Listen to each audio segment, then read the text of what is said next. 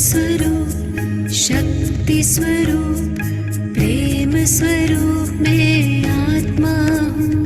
पवित्र स्वरूप, सुख स्वरूप, आनंद रूप मैं आत्मा हूँ, आत्मा हूँ। निराकार की मैं पहचान, बिंदु स्वरूप मैं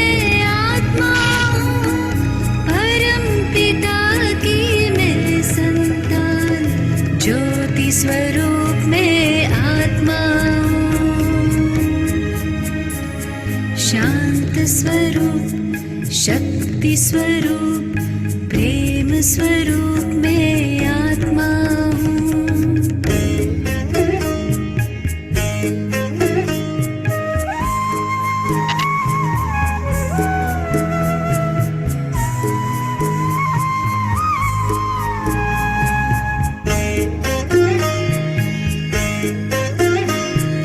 दीप में जैसे ज्योति है, सीप में जैसे मोती है, अंबर में जैसे तारे, फूलों में खुशबू होती है, भ्रिकुटी बीच में विराजमान, रूप अनूप में आत्मा,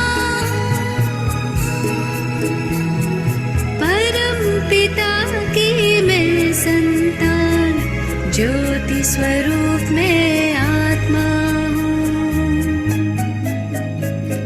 शांत स्वरूप, शक्ति स्वरूप, प्रेम स्वरूप में आत्मा हूँ।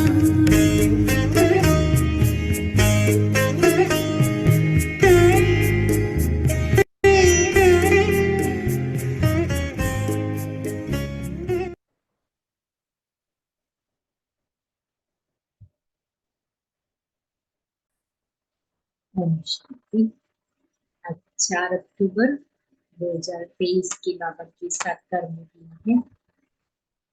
आज मीठा बाबा हम बच्चों को आत्मा का पाठ पक्का करने के लिए कहते हैं कि जितना भी हो सके आत्मा का अनुभव करो, निश्चय करो कि मैं आत्मा हूँ। और दूसरा बाबा कहता है कि आत्मा समझ करके बाप को याद करो, क्योंकि ये ऐसा पारलौकिक पिता है जिससे वर्षा मिलता है। लौकिक फादर को तो कल्प कल्पांतर याद करते आए, इसी एक संगम युग में पारलौकिक पिता को याद करना है। आज बाबा पूछ रहे हैं कि बाप की किस श्रीमत पर चलने से गर्भ जेल की सजाओं से छूट सकते हैं। बाप की किस श्रीमत पर चलने से गर्भ जेल की सजाओं से छूट सकते हैं।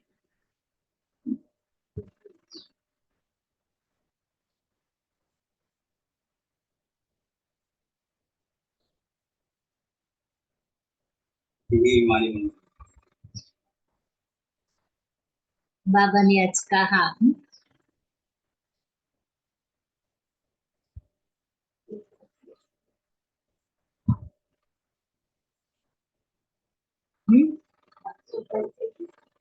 आत्मा भाई भाई। आज बाबा ने बहुत अच्छा जवाब दिया है। बाप की श्रीमत है बच्चे नष्टो मोहावत, एक बाप दूसरा ना।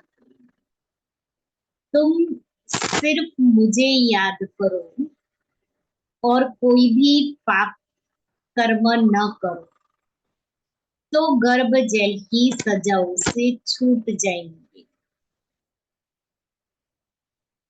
यहाँ तुम जन्म जन्मांतर जेल बर्ड बनते आए, अब बाप आए हैं उन सजाओं से बचाने।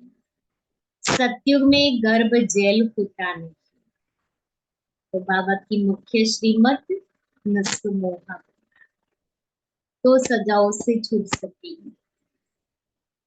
मीठे बच्चे, निश्चय करो कि हम आत्मा है, यह हमारा शरीर है, इसमें साक्षात्कार की कोई बात नहीं। आत्मा का साक्षात्कार भी हो तो समझ नहीं सकेंगे। ओम शांति। रूहानी बाप रूहानी बच्चों को समझाते हैं आत्मा क्या है और उनका बाप परमात्मा कौन है। इसे फिर से समझाते हैं क्योंकि यह तो है पतित दुनिया। पतित हमेशा बेसमझ होते हैं, पावन दुनिया समझदार होती है। भारत पावन दुनिया अर्थात देवी देवताओं का राज्य था। इन लक्ष्मी नारायण का राज्य था। बड़े धनवान सुखी थे, परंतु भारतवासी इन बातों को समझते नहीं है। बाप परमपिता अथवा रचता को नहीं जानते, मनुष्य ही जान सकते हैं। जानवर तो नहीं जानेंगे ना। याद भी करते हैं, हे परमपिता परमात्मा, वह पारलौकिक फादर है। आत्मा याद करती है अपने परमपिता परमात्मा को। इस शरीर को जन्म देने वाला तो लौकिक फादर है और वह परमपिता परमात्मा है, पारलौकिक फादर, आत्माओं का बाप। मनुष्य लक्ष्मी नारायण की पूजा करते हैं, समझते भी है वह सतयुग में थे और राम सीता त्रेता में थे। बाप आकर समझाते हैं बच्चे, तुम मुझ पारलौकिक बाप को जन्म जन्मांतर याद करते आई हो। गॉड फादर तो जरूर निराकार हुआ ना, हमारी आत्मा भी निराकार है ना, यहाँ आकर साकार बनी है। ये थोड़ी सी बात भी कोई की बुद्धि में नहीं आती। कितनी छोटी सी बात है। वह तुम्हारा बेहद का बाप रचयिता है। पुकारते हैं तुम माता पिता हम बालक तेरे, आपके हम बनते हैं तो हम स्वर्ग के मालिक बनते हैं। फिर आपको भूलने से, शिव बाबा को भूलने से फिर क्या होता? शिव बाबा को भूलने से क्या होता है? हाँ, माया का वार होता है।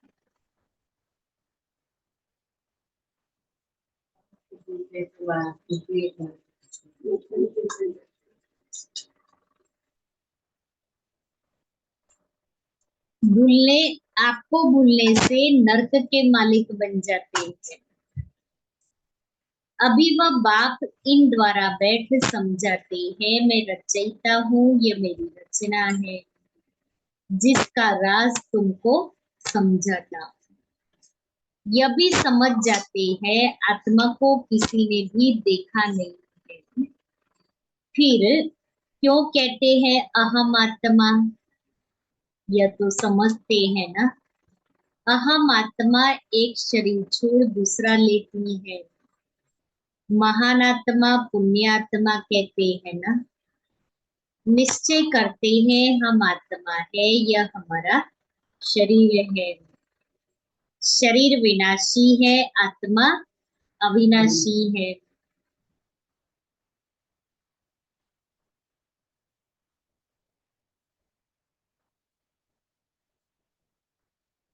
उस परमपिता परमात्मा की संतान है। कितनी सहज बात है, परंतु अच्छे अच्छे बुद्धिमान समझ नहीं सकते। अच्छे भी और बुद्धिमान भी। माया ने बुद्धि को ताला लगा दिया। तुमको अपनी आत्मा का ही साक्षात्कार नहीं होता है। आत्मा ही अनेक जन्म लेती है। हर जन्म में बाप बदलता जाता है। तुम अपने को आत्मा निश्चय क्यों नहीं करते हो? कहते हैं आत्मा का साक्षात्कार हो। इतने जन्म कोई को बोला था क्या कि आत्मा का साक्षात्कार हो? कोई कोई को आत्मा का साक्षात्कार होता भी है, परंतु समझ नहीं सकते, बाप को नहीं जानते। बेहद के बाप भी आत्माओं को परमात्मा का साक्षात्कार भी कोई करा नहीं सकते। कहते हैं हे भगवान, तो बाप हुआ ना। तुमको दो बाप है, एक तो विनाशी शरीर को जन्म देने वाला विनाशी बाप, दूसरा है अविनाशी आत्माओं का अविनाशी बाप। तुम गाते हो तुम माता पिता हम बालक तेरे, उनको याद करते हैं तो जरूर वह आया होगा। जगदम्बा और जगत पिता बैठे हैं, राजयोग सीख रहे हैं। वैकुंठ में लक्ष्मी नारायण का राज्य था, वह भी भारत में ही थे। मनुष्य समझते हैं ऊपर कहाँ स्वर्ग होगा। अरे लक्ष्मी नारायण का यहाँ यादगार है, जरूर यहाँ ही राज्य किया होगा। ये दिलवाड़ा मंदिर तुम्हारा अभी का यादगार बना हुआ है। तुम राजयोगी हो। अधर कुमार कुमार अधर कुमार कुमार कुमारिया सब यहाँ बैठे हो। उनका यादगार फिर भक्ति में बनता है, इसलिए अधर देवी का भी मंदिर है दिल आबू में, और दिलवाड़ा मंदिर में भी स्टेचू है। तो बाबा कहता सब यादगार तुम्हारे ही है। दिलवाड़ा नाम का भी कोई अर्थ होगा ना, क्यों दिलवाड़ा ही नाम पड़ा? दिल लेने वाला कौन है? या आदिदेव और आदि देवी भी राजयोग सीख रही है। यह भी याद करेंगे उस निराकार परमपिता परमात्मा को। तो ब्रह्मा बाबा भी शिव बाबा को याद करते हैं। वह है ऊंच से ऊंच ज्ञान का सागर। इस आदि देव के शरीर में बैठ सब बच्चों को समझाते हैं। यह मंदिर कब बना, क्यों बना, किन्हों का यह यादगार है, कुछ भी नहीं जानते। देवियों आदि के कितने नाम लेते हैं, काली, दुर्गा, अन्नपूर्णा। अब सारे विश्व की अन्नपूर्णा कौन होगी? कौन सी देवियां अन्न की पूर्ति करती है, तुम जानते हो? भारत स्वर्ग था, वहां तो अथाह वैभव रहते हैं। जबकि अभी ही 80-90 वर्ष पहले 10-12 आने मन अनाज मिलता था, तो उससे पहले कितनी सस्ताई होगी। अब ये बात ब्रह्मा बाबा सुनाते, क्योंकि बाबा अनुभवी है ना, कि आज से 80-90 वर्ष पहले एक आने मन अनाज मिलता था, तो बाबा कहता उसके पहले कितनी सस्ताई हुई। और अभी देखो 1000 रुपया लेके जाओ कुछ नहीं मिलेगा।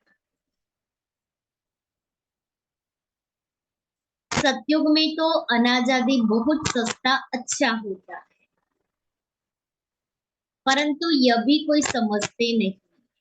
वहां तो सब चीजें नेचुरल मिलेगी और कोई दाम नहीं देना पड़ेगा। अनाज का भी, सब्जियों का भी, फल का भी। सब्जी और फल तो हर एक के अपने खेत में उगेगी ना। वहां तो सब कुछ, अब गार्डन ही इतने बड़े बड़े होंगे। हाँ, सब कुछ अथाह होता है। हाँ, सब कुछ अथाह होता है, कोई अप्राप्ति नहीं होती है। बाप आकर तुम आत्माओं को पढ़ाते हैं। आत्माएं कर्मेंद्रियों से सुनती है।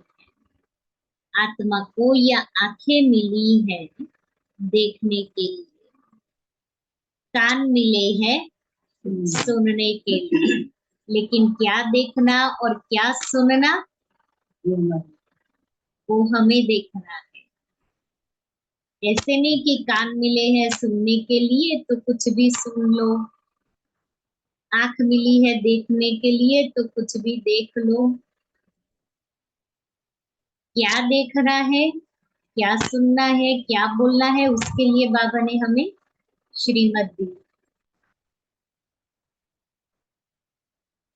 बाप कहते हैं मैं निराकार भी इस शरीर का आधार लेता हूँ, ब्रह्मा की। मुझे सदैव शिव ही कहते हैं। मनुष्यों ने बहुत नाम रखे हैं, रुद्र, शिव, सोमनाथ, परंतु मेरा नाम एक ही शिव।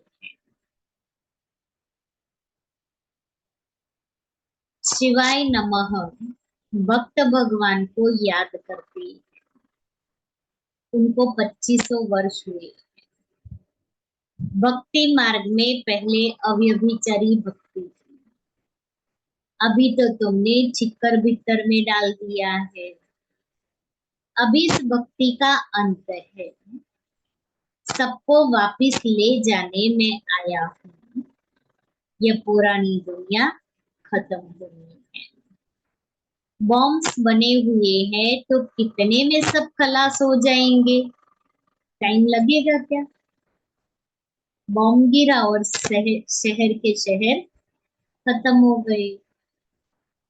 सतयुग में कितने थोड़े, कितने थोड़े, सिर्फ 9 लाख।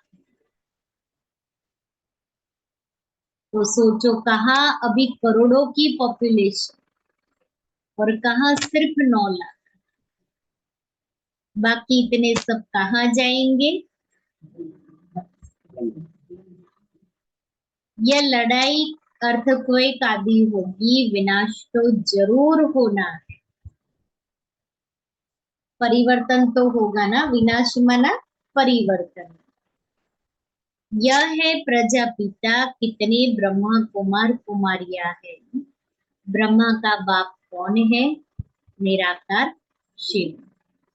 हम उनके पोत्रे पोत्रियां हैं। शिव बाबा से हम वर्षा लेते हैं, तो उनको ही याद करना है। याद से ही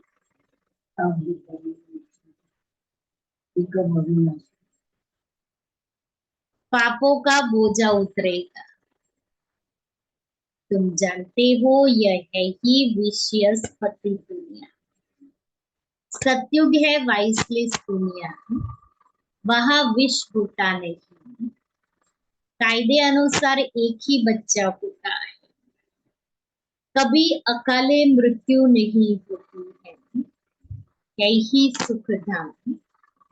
यहाँ तो कितना दुख है, परंतु यह बातें कोई भी जानते नहीं है। गीता सुनाते हैं, श्रीमद् भगवत गीता। भगवान वाच। अच्छा, भगवान कौन है? कह देते श्री कृष्ण है। अरे, बाबा कहता, अरे वह तो छोटा बच्चा है, वह कैसे राजयोग सिखलाएगा? उस समय पति दुनिया थोड़ी ही है जो उसको राजयोग सिखाने की जरूरत पड़े।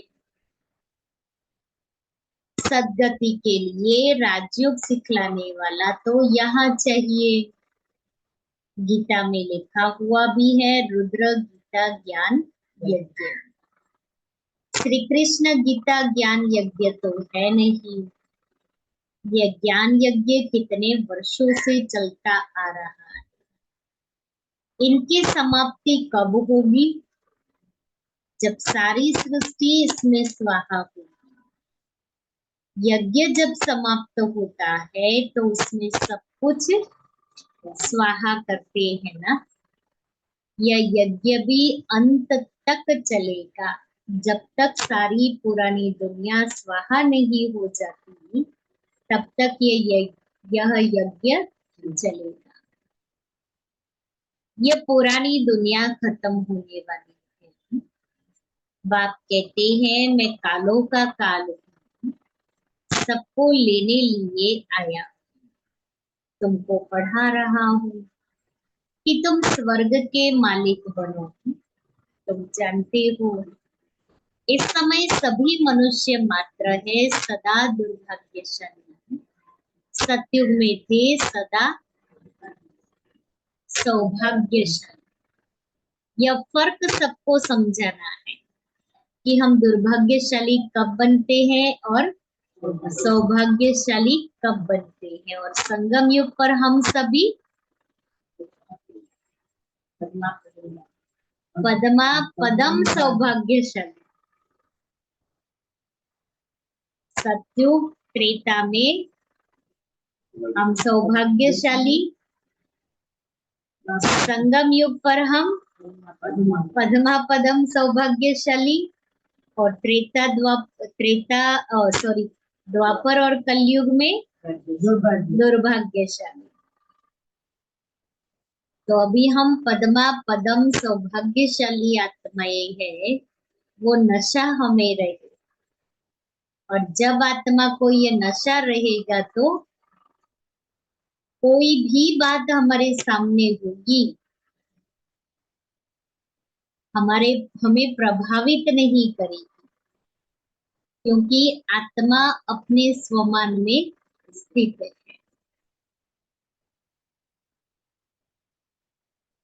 यहाँ आते हैं तो अच्छी रीति समझते हैं, फिर घर जाते हैं तो सब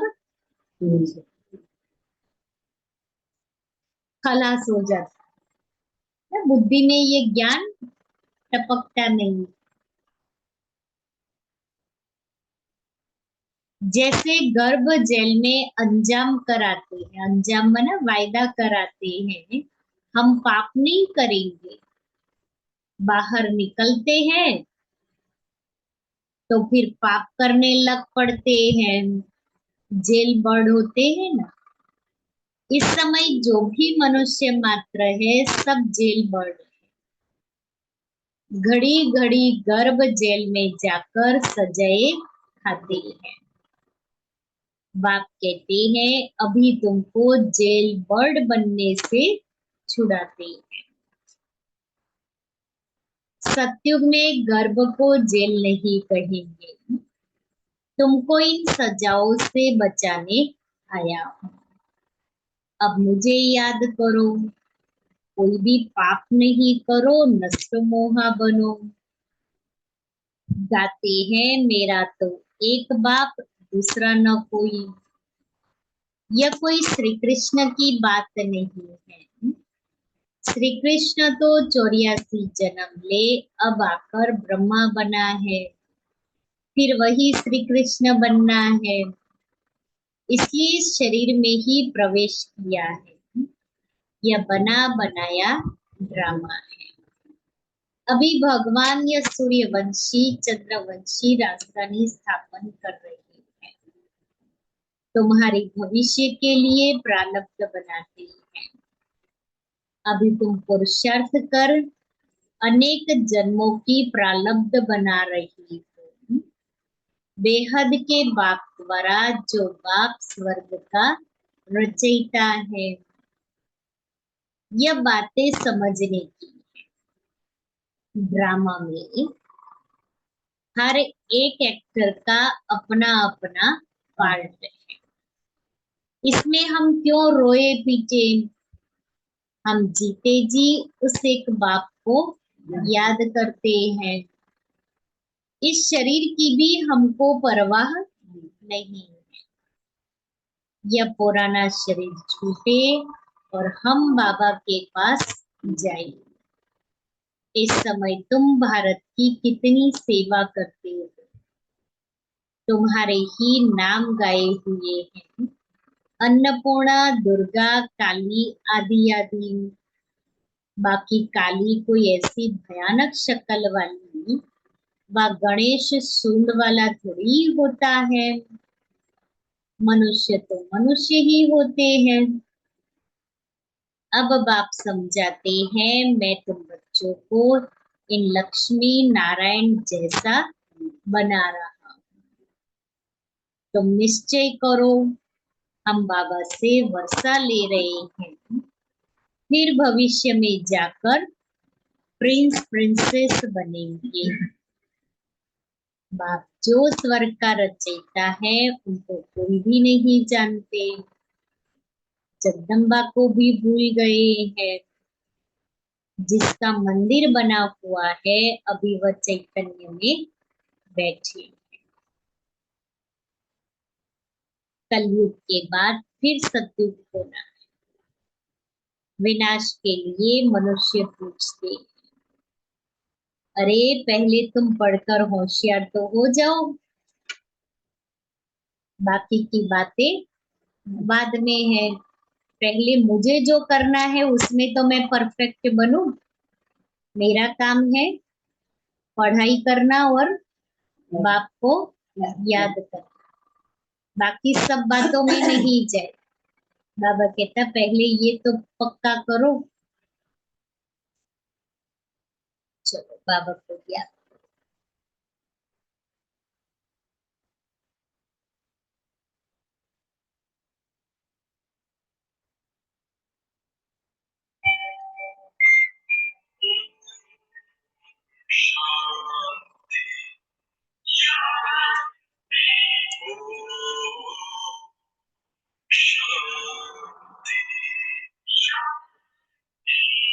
अंतर मन में ज्योति जगा लो, होगा दूर अंधेरा।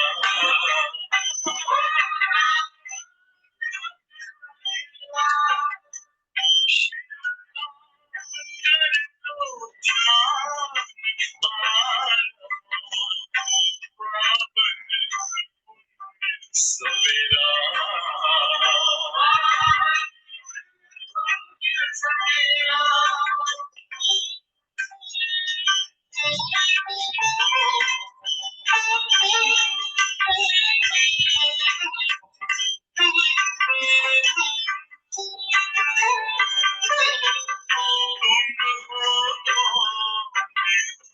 कहाँ से आए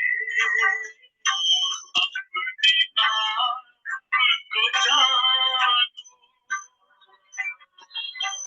आज होगी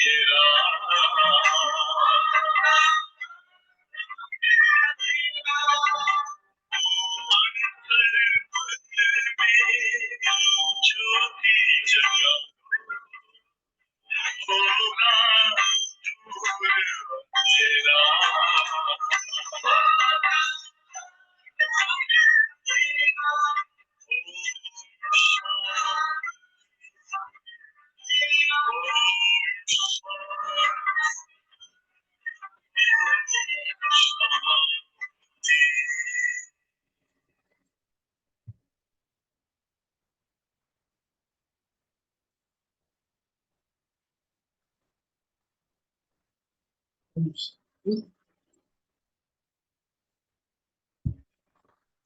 तो कलयुग के बाद फिर सतयुग होना है। विनाश के लिए मनुष्य पूछते हैं, अरे तुम पढ़कर होशियार तो हो जाओ, फिर विनाश की बात करना। अभी तो हम तैयार नहीं हुए, विनाश हो जाएगा तो क्या पढ़ पाएंगे। इसलिए बाबा कहते हैं पढ़ करके होशियार तो हो जाओ। महाभारत लड़ाई तो बरोबर हुई थी, जिसके बाद ही स्वर्ग के द्वार खुले थे। तो अब इन माताओं द्वारा स्वर्ग के द्वार खुल रहे हैं। वंदे मातरम गाते हैं ना, पावन की ही वंदना की जाती है। माताएं दो प्रकार की है, एक है जिस्मानी सोशल वर्कर, दूसरी है रूहानी सोशल वर्कर। तुम्हारी है यह रूहानी यात्रा। तुम जानते हो हम यह शरीर छोड़ वापस जाने वाले हैं। भगवानोवाच मन मना हो, मुझ अपने बाप को याद करो। श्री कृष्ण बच्चा तो ऐसे नहीं कहेंगे ना कि मुझ अपने बाप को याद करो। उनको तो अपना बाप है। मन मना भव का अर्थ तो कोई नहीं जानते। यह तो बाप कहते हैं मुझे याद करो तो विकर्म विनाश होंगे और उड़ने के पंख मिल जाएंगे। अभी तुम पत्थर बुद्धि से पारस बुद्धि बनते हो। रचता बाप तो सबका एक ही है। आदि देव और आदि देवी के ही मंदिर है। तुम उनके बच्चे यहाँ राजयोग सीख रहे हो। यहाँ ही तुमने तपस्या की थी, तुम्हारा यादगार सामने खड़ा है। लक्ष्मी नारायण आदि को राजाई कैसे मिली, उनका यह मंदिर है। तुम हो राज ऋषि। राजाई प्राप्त करने व भारत का फिर से राज्य भाग्य पाने के लिए तुम पुरुषार्थ कर रहे हो। तुम भारत में स्वर्ग की राजाई स्थापन करते हो, अपने तन मन धन से सेवा करके। बाप की श्रीमत द्वारा तुम पतित रावण राज्य से सबको लिबरेट करते हो। बाप है लिबरेटर, दुख हरता सुख करता। तुम्हारे दुख हरने के लिए पुरानी दुनिया का विनाश कराते हैं। तुमको दुश्मन पर विजय पहनाते हैं, तो तुम माया जीत जगत जीत बनेंगे। तुम कल्प कल्प राज्य लेते हो और फिर गंवाते हो। यह है रुद्र शिव का ज्ञान यज्ञ, जिससे यह विनाश ज्वाला निकली है। यह सब विनाश हो जाएंगे और तुम सदा सुखी बन जाएंगे। दुख शुरू होता है द्वापर से। बाप कहते हैं मैं आकर नरकवासियों को स्वर्गवासी बनाता हूँ। कलयुग है वेश्यालय, सतयुग है शिवालय। तुम बेहद के बाप से स्वर्ग के मालिक बनते हो, तो यह खुशी का पारा चढ़ा रहना चाहिए। अच्छा, मीठे मीठे सिक्के लेते बच्चों प्रति माता पिता बाप दादा का याद प्यार और गुड मॉर्निंग। रूहानी बाप की रूहानी बच्चों को नमस्ते। हम रूहानी बच्चों की रूहानी बाप दादा को याद प्यार गुड मॉर्निंग और नमस्ते। सार है, जीते जी बाप को याद कर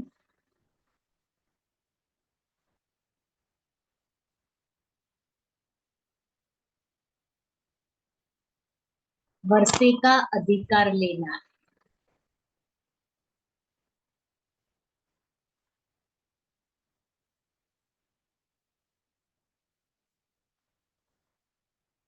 किसी भी बात की परवाह नहीं करनी।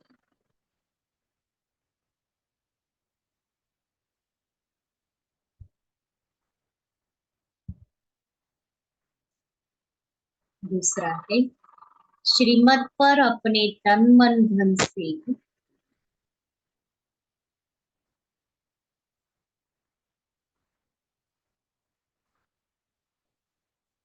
भारत को स्वर्ग बनाने की सेवा करनी।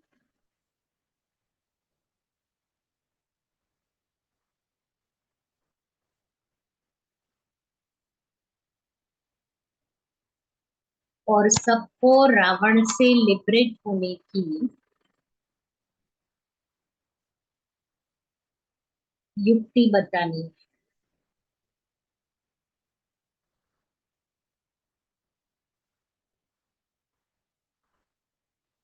वरदान है योग ज्वाला द्वारा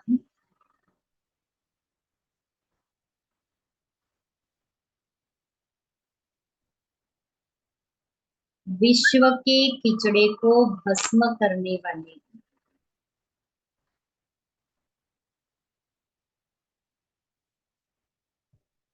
विश्व परिवर्तक भव।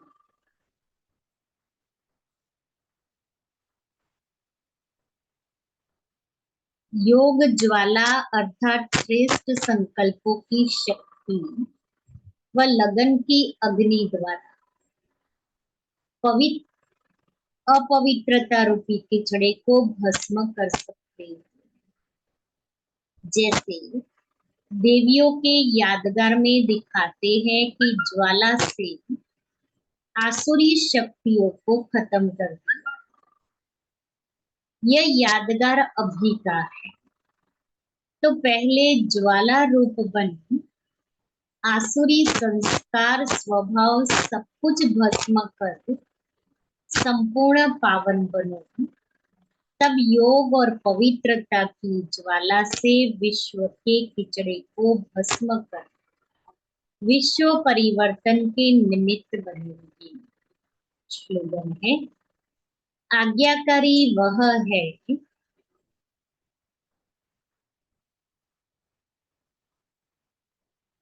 जो मन मत पर मत से मुक्त रह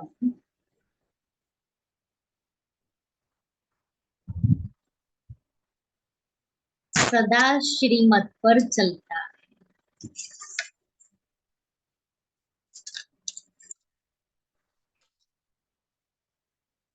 आज का स्वमान है मैं डबल लाइफ फरिश्ता हूं।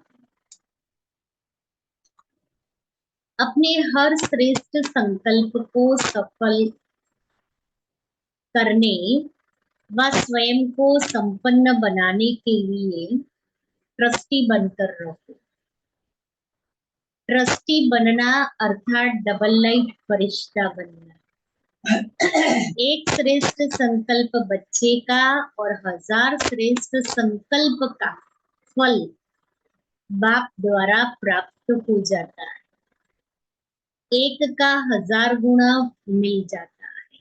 इसलिए हम एक श्रेष्ठ संकल्प करें तो उसका 1000 गुना फल मिल जाएगा।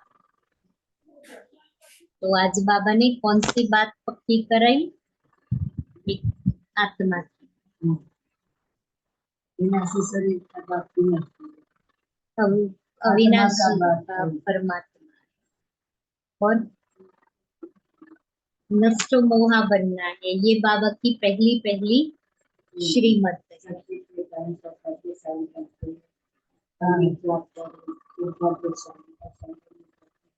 पद्मा पदम भाग्यशाली बनते।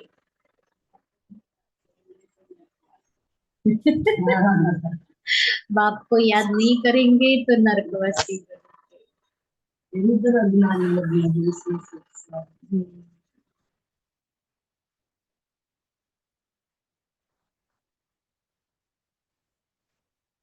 बाबा ने कहा अपने को देखना है।